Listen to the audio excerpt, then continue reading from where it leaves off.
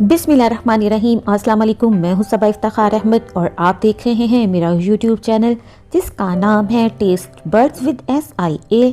बारिश गर्मी की हो या सर्दी की, हर दफ़ा ही मज़ा देती है।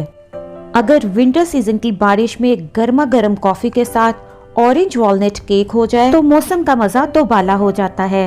आप लोगों की बहुत ज़्यादा फरमाइश पर मैं अपनी एक ऐसी रेसिपी शेयर करने वाली हूँ जिसको आप बनाएंगी तो हर कोई आपका दीवाना हो जाएगा। और उस रेसिपी का नाम है ऑरेंज वॉलनट केक। और इसके साथ साथ मैं आपको केक बनाने की ऐसी टेक्निक्स भी बताऊंगी जिसको यूज़ करके आप किसी भी किस्म का केक पेस्ट्री बेक करेंगे वो कभी भी फेल नहीं होगी और हमेशा ही अच्छी बनेगी। इसका पहला स्टेप ये है कि 1.5 कप मैदा लें, इसमें 1/4 टीस्पून नमक और 1/4 टीस्पून सोडा बाइकार्ब का शामिल कर दें। इस केक में बेकिंग सोडा ही जाएगा, बेकिंग पाउडर का इस्तेमाल नहीं है। और इन तीनों चीजों को 3 दफा छानें और छानते वक्त छन्नी को नीचे वाले बर्तन से थोड़ा ऊपर रखना है ताकि एयर इसके अंदर इनकॉर्पोरेट हो जाए और केक को फूलने में किसी भी किस्म का मसला ना हो। टेक्निक नंबर 2 है कि अंडे, मक्खन, ऑरेंज जूस, दही को पहले ही निकालकर फ्रिज से बाहर रख दें। अगर सर्दी का मौसम हो तो जहां स्टोव या हीटर चल रहा है तो उसके करीब रखें ताकि ये रूम टेम्परेचर पर आ जाएं। मैंने फ्रेश ऑरेंजेस का जूस निकाला है। इस केक में डिब्बे वाले ऑरेंज जूस का इस्तेमाल नहीं है। फिर एक साफ सुथरा शीशे का बोल लें, इसमें किसी किस्म का पानी या चिकनाई नहीं होनी चाहिए। इसमें 1/4 कप मक्खन और कैस्टर शुगर शामिल कर दें। कैस्टर शुगर की मिकदार होगी 1 कप एंड 2 टेबलस्पून। इन दोनों अज्जा को अच्छी तरह मिक्स कर लें। बीटिंग के दौरान वायर्स में फंसे हुए मिक्सचर को भी निकालती जाएं और फिर इसको मिक्स करें। इसके बाद एक एक करके हमने इसमें 3 अंडे शामिल करने हैं। पहला अंडा डालें और इसको 5 मिनट तक बीट करती जाएं। शुरू में ये आपको थोड़ा मुश्किल लगेगा मगर इसका रिजल्ट देखकर आपको बहुत ज़्यादा खुशी होगी। जब मिक्सचर इस स्टेज पर आएगा हम इसमें डाल देंगे सेकेंड एग और मज़ीद 3 से 4 मिनट तक बीट करेंगे। इस मिक्सचर की बीटिंग ही केक के अच्छा या बुरा बनने का फैसला करती है। अगर आप लोगों के पास इलेक्ट्रिक बीटर है तो ये काम आपका सिर्फ 5 मिनट में हो जाएगा। सहर, मैं सिर्फ आपके कहने की वजह से इस केक को विस्क से बीट कर रही हूँ ताकि आपको पता चल जाए कि विस्क से बीट किया हुआ केक भी बहुत अच्छा बनता है। इस स्टेज पर मैं डालूंगी इसमें तीसरा अंडा और इसको उस वक्त तक बीट करती रहूंगी जब तक इस मिक्सचर का टेक्सचर क्रीमी हो जाए और इसका कलर भी चेंज हो जाए। इसके साथ ही अगर आपको मेरी वीडियोस अच्छी लग रही हैं तो प्लीज़ मेरे चैनल को सब्सक्राइब कर लें, लाइक करें और शेयर करें with your family and friends. तकरीबन 10 मिनट की बीटिंग के बाद इसका टेक्सचर कुछ इस तरह का हो जाएगा। इसके बाद आधा कप वॉलनट लें और इनको मोटा मोटा चॉप कर लें।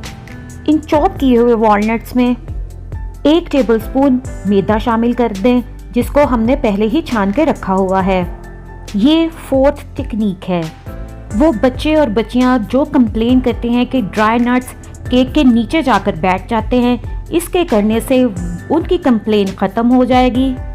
5th टेक्निक है कि अंडे वाले मिक्सचर में छना हुआ मैदा थोड़ा थोड़ा करके डालें और इसको मिक्स करती जाएं। और मिक्स करते हुए इस बात का ध्यान रखें कि अगर आप मिक्सचर को एंटी क्लॉकवाइज घुमाती हैं तो फिर इसको एंटी क्लॉकवाइज ही घुमाती जाएं और अगर क्लॉकवाइज घुमाती हैं तो फिर इसको क्लॉकवाइज ही घुमाती जाएं। अगर आप ऐसा नहीं करेंगी, कभी क्लॉकवाइज घुमाएंगी और कभी एंटी क्लॉकवाइज, इस तरह करने से ये नुकसान होगा, हमने जो मिक्सचर में एयर इनकॉर्पोरेट की है वो निकल जाएगी और हमारा केक बैठ जाएगा और अच्छी तरह नहीं फूलेगा। अब मुझे डालना है इसमें आधा कप दही। स्पैचुला की मदद से प्याली में लगा हुआ दही भी शामिल कर दें और किनारों पे लगा हुआ ड्राई मिक्सचर भी केक के बैटर में शामिल कर दें। ये इसलिए करना ज़रूरी है क्योंकि बेकिंग में हम हर चीज़ नाप तोल के इस्तेमाल करते हैं।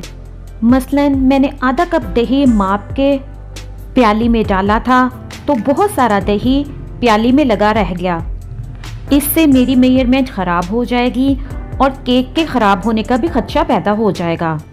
इसलिए हर बर्तन को स्पैचुला की मदद से साफ करें और बचा हुआ मिक्सचर केक के बैटर में शामिल कर दें। ये 5th टेक्निक थी। अब मुझे डालना है इसमें 2 टेबलस्पून ऑरेंज का जूस, उसे डालें और अच्छी तरह केक बैटर को मिक्स कर लें। इसी पॉइंट पे अगर आप इसमें ऑरेंज एसेंस डालना चाहती हैं तो इसमें 1/4 टीस्पून ऑरेंज एसेंस भी डाल दीजिएगा। इसके बाद मैं अब डाल दूंगी इसमें अखरोट और इनको भी मिक्स कर दूंगी।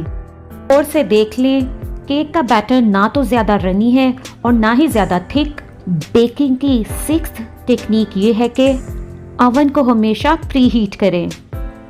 7th टेक्निक ये है कि केक मोल्ड को हमेशा पेपर लाइन करें।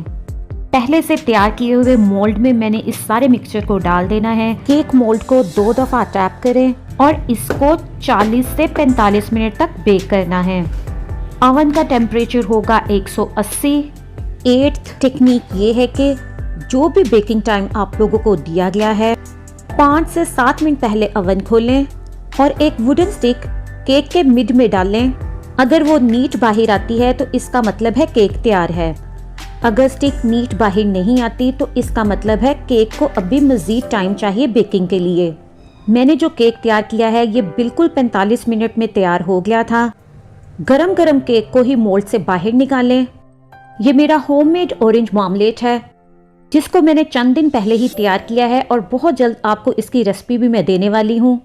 3 टेबलस्पून ऑरेंज मार्मलेट लें और 1 टेबलस्पून इसमें पानी डालकर गरम कर लें और इस मिक्सचर को गरम गरम केक के ऊपर डाल दें ताकि केक इस मिक्सचर को सोख ले और थोड़ा ठंडा होने के बाद इस पर बहुत ही अच्छी शाइन आ जाएगी। अगर आप भी मुझसे कोई खास रेसिपी सीखना चाहते हैं तो प्लीज डू राइट मी। मैं पूरी कोशिश करूंगी उसको बनाने की। हमारा मजेदार ऑरेंज वॉलनट केक तैयार है। मुझे पूरा यकीन है कि इन टेक्निक्स को जानने के बाद आपको बेकिंग में पेश आने वाली मुश्किलात दूर हो जाएंगी और मेरी तरह जिनको है बेकिंग का क्रेज वो इस रेसिपी को जरूर ट्राई करिएगा और मुझे जरूर बताइएगा कि कैसी बनी। केक की शाइन और सॉफ्टनेस देखें, है ना यमी। अगर आपको मेरी वीडियोस और रेसिपीज अच्छी लग रही हैं मेरे चैनल को सब्सक्राइब कर लें, लाइक करें और शेयर करें with your family and friends. मिलती हूँ किसी बेहतरीन सी रेसिपी के साथ। टिल देन अल्लाह हाफिज।